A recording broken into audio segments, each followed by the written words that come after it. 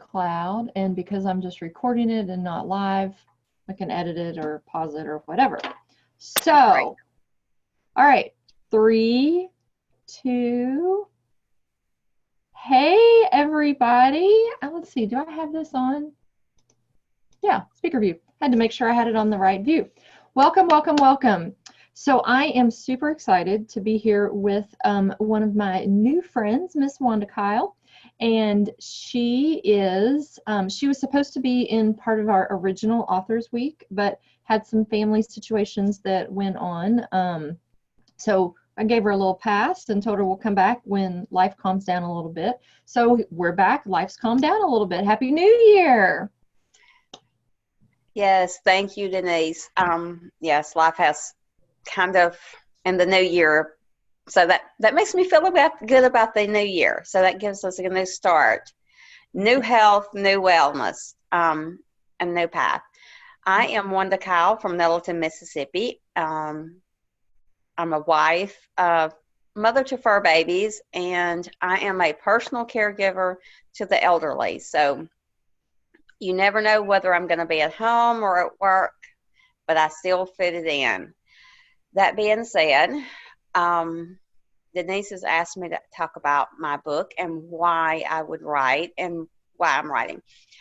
First of all, I am ex-Mennonite. So my story is about being raised Mennonite and the fun things about that, and some of the work journey that we had and the things that happened to us as children in that journey, and also the emotional baggage that we carry from that religion, how do I say this? Anyone that has been indoctrinated by any kind of religion that tells them they have to live a certain way. And that's kind of what my book is about. But I wanted to speak a little bit on why I'm writing the book. My father has always asked me to write, which is kind of amazing because we only went to the 8th grade.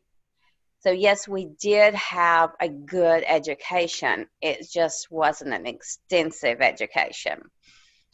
But Father has always asked me to write our story. He more wanted me to speak from the religious story and tell the religious history of it, and I do plan to get to that. But I wanted to get my family's story. So there's 7 of us children. Wow. And so there was a lot of playing and a lot of working. And there's a lot of things that happen as children. You know, we were children. And I just wanted to share the story of how we worked together and how we interacted with each other. And, of course, there's some funny stories and there's not so funny stories in there. But I just wanted to share a little bit about how when you've been raised a certain way and then you have to break away from that. And I wanted to show that there is hope, that if you've been stuck in a certain way of raising, that you can break free from that and become the person that God created you to be, not what man tells you you need to be. And so that's kind of, that's answers 2 of your questions a little bit, but that is what my story is about. It's the story of hope from no matter what background you come from, you can always become the person God intended you to be. Absolutely. That's beautiful. And no matter what education you have, you can also go on to do great things. Yes, absolutely. You just have to, of course, be surrounded by wonderful people, like all my coaches, and have someone who believes in you and keeps pushing you. Don't get me wrong, my husband is a wonderful, supportive person. He's always said, you've got a story there, you need to write it. Oh. And he's always, okay, you need to be writing, whether you really feel like it or not, you need to be writing to finish.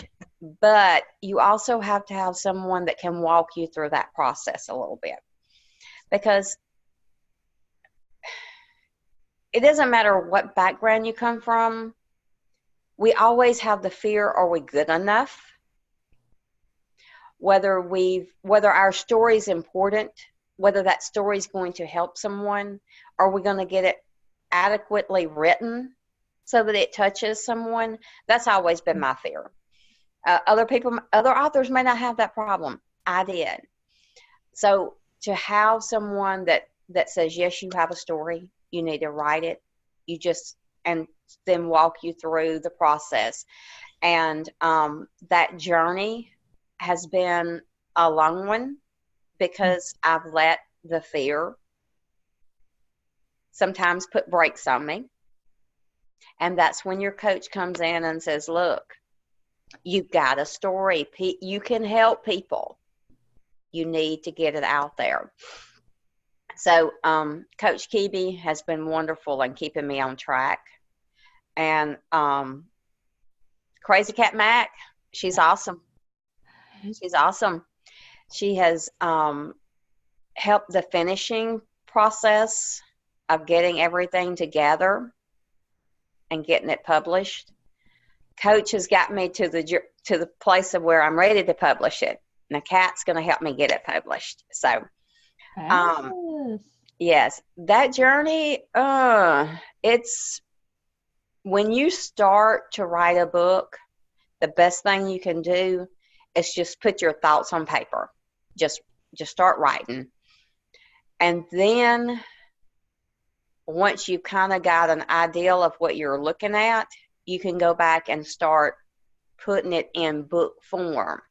But if you start trying to put it in book form first, for me, when I went to try to put it in book form, I was like, I don't know how to write a book. I don't know what it's supposed to be. So you can't, some people can go that way. I couldn't. Everybody kind of has to write their own way. Some people can start with the book and go in book form. I just couldn't do that because the biggest thing I had ever written as a kid was an essay. We didn't do that kind of stuff in school. I had to do it for college, and it was hard. But so having a coach and having someone who's walked through those steps and knows what you need to do was awesome. Denise, do you have any other questions you'd like to ask me? No, when I heard that you were writing a book, probably when you and Kat were at Kiwi's, and Kat was finishing up hers and you were there finishing up yours, I didn't even know that you were getting ready to write a book. So I was like, hey, look at that. So congratulations on taking the step and doing it. Is your dad still living? He is. Has he read the book yet? No one has read the book. No one has read the book. Are you going to let your dad read it before you publish it or not? Nope. Nope. He asked me to do this, so he's going to have to read what I write. All righty. I like it. And you also mentioned that I thought you had a 7th grade education, but then you just mentioned about college. So you went. Well, I did go on and do some college, but okay. I did not get a degree because with my health issues, I couldn't. It was going to be office work, and you have to be able to type. And at that time, my shoulders, I just couldn't do it. So I did not get. So I do have some college education. So I did the 8th grade education. Went to 8th grade, got my GED, and then did some college. So yes, I do have some college, but I don't consider it a completed degree. It's enough for you, and it did what it needed to do. So, I think that's the beauty about it, is the more I learn about people, the more I learn that God's created everybody very uniquely and very individually, and what works for you isn't necessarily what works for me, and what has worked for me isn't necessarily what will work for somebody else. And so I think it's that fine line of saying, I don't want to see you, whoever you is, be less than your potential. Exactly. And if you have potential for college or doctorate or PhD or whatever that potential is, then please, I want to see you fulfill your potential. And if your potential is not to go the college route and go a trade school route, I was just having this conversation with our daughter yesterday about college. She's kind of at that brink of, do I want to go to college? Do I not want to go to college? And so the challenge is, how do you encourage without pushing?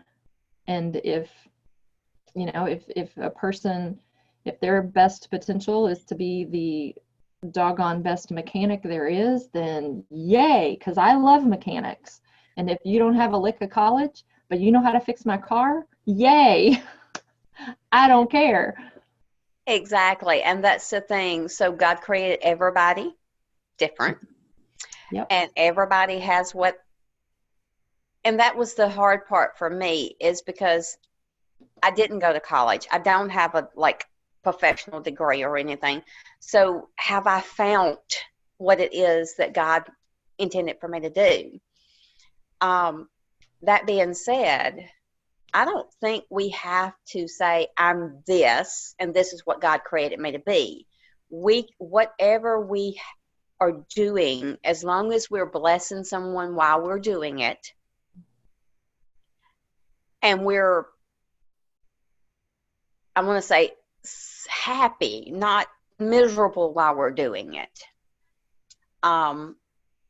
then that's where God intends you to be then. I mean, don't get me wrong, we all need to keep growing personally, but I don't think we start out in this life and know exactly what we're supposed to be in the beginning. We all have to evolve, and everything is going to change as it goes. So most writers don't start out of high school saying, I'm going to be a writer, unless they've been writing while they were in high school and their teacher says, you've got this and you know how to do it, So that's the fun thing, is that's what I want my journey, my book, to say. That it does not matter what your background is. It does not matter what you've started out with. As long as you continue to grow and look to God, you will find where you're supposed to be. And you don't have to stay stuck in what man or what man tells you you're supposed to be. That's absolutely beautiful, and I can't say anything that's going to be better than that. So I think I'm just going to say I don't have anything else to say on top of that one. And thank you so very much, Thank Wanda. you, Denise, for taking the time. Yeah, for sharing with us. And when your book is officially out, we'll do another update to this so that people can see what it is and know how to get it, and awesome. Use that as part of their journey to who they're supposed to be. So exactly. Thank you, Wanda. Thank you, Denise, for having me.